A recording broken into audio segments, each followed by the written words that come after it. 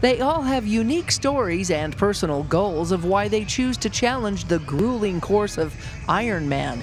Rhonda Sundermeyer has always been a runner and endurance athlete, but this will be her first Ironman. My friends call me Rooster, so they always yell Rooster, so when I sign things or I start to race, I always sign everything Rooster. Rhonda and her husband live in St. George. They took a walk through the Ironman village, admiring those who have won their challenges in the past. Rhonda believes she's up for the challenge. I've done probably over 150 ultras, trail running, anywhere from 50K to 100 miles, a little bit more than 100 miles, all over the world. So I've been an endurance athlete for most of my adult life. Also dabbled in mountain bike races, Leadville, things like that. So I turned 55 this year. So I was like, I haven't done an Ironman. The Ironman consists of a 2.4-mile swim, 112 miles of biking, and then a marathon run of 26.2 miles. I learned to swim to train for this. And that was going to probably be my biggest challenge, I thought, but I happen to be a pretty decent swimmer. Just came to me naturally. What I thought would be the easiest for me to pick up and learn was the road cycling. That ended up being the hardest. Rhonda was also challenged in learning about modern bike technology in order to get into the groove. I had to really change my focus from my running world to cycling. Really learn how to cycle. I didn't even have a bike. I just had a road bike, so I had to find a tri-bike and spend most of my time learning how to ride that bike. For 6 years, 35-year-old Zach Josie of Harriman, Utah, has challenged 8 competitions, but this is his first full Ironman. I really liked the challenge. I was getting better and better at the halves, and I wanted to keep challenging myself, so decided to sign up for a full. And St. George is my favorite race that I do as the first half that I did, so I thought, what better place to start. Standing just under 5 feet tall, Zach has never let his stature slow him down. I have a rare form of dwarfism called Ellis-Van Creveld syndrome, and I really liked sports growing up, and I liked challenging myself, but as I got older, team sports became a little harder as my friends grew, and I loved challenging myself. But in order to train to be a triathlete, Zach first had to learn how to swim.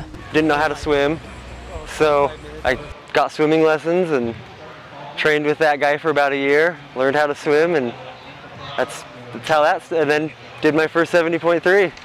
His wife, Ashley, of 6 years, is his biggest supporter and has encouraged him even when he was ready to give up. You know what, I think I'm done. I don't think I'm going to do these anymore. Just kind of mad at myself. And by the time we got home, she not only had me signed up for swimming lessons, she had me registered for the St. George 70.3, and she had one of my really good friends and my triathlon mentor ready to help me out with any questions and needs that I had. So she's a huge supporter. I'm so proud, and it's crazy. It's so inspiring. There's no way I could do it, so I'm happy to cheer him on. Ashley will no doubt be along the route to cheer him on Saturday. As a marathon runner, Diane Tracy was inspired to open up her personal goals by challenging her first Ironman at age 60. I'm a marathoner. I have 60 marathons underneath and I love the sport. And when I moved to St. George, I would go spectate the Ironman in 2010. She was inspired by another local marathoner, Debbie Zockel. And when I was out there spectating and I saw her on the bike, and I go to myself, well, she's a marathoner, I'm a marathoner, I love to bike, maybe I could do this. Now, 10 years later, she's entering into her 37th Ironman competition. And this will be my 20th full Ironman, and I've done about 17 half Ironmans. Like other clubs that have formed all across the country, Diane is part of the Southern Triathlon Club, where they all love to compete. I highly encourage people that live in the area to become a club member, either to learn or to be a mentor and teach. We have fun group events that we do, and our colors have sort of evolved too. Diane says the Ironman is both a physical and mental race, and for her it's also spiritual. What I learn about myself, the opportunities for me to grow, the opportunities for me to dig deep, and when I give of myself that much and open myself up to these opportunities to teach me about myself, to experience pain, and then to have empathy for others too while they're out racing. So it's really a very spiritual experience to me. And all of these athletes say this sport is somewhat addictive, and they love the challenges and the final sense of accomplishment. Never imagined that I could swim, do a century ride, and then happily get off the bike and be able to do a marathon.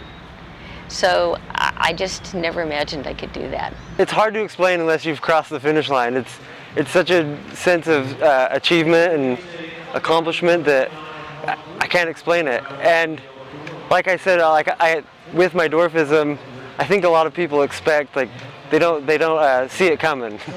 I get a little bit emotional. Just because I'm scared, curious, and excited all at the same time. I am going to be absolutely elated when I cross that finish line that I've done this. In St. George, from the World Ironman Village, Melissa Anderson, Community Education News.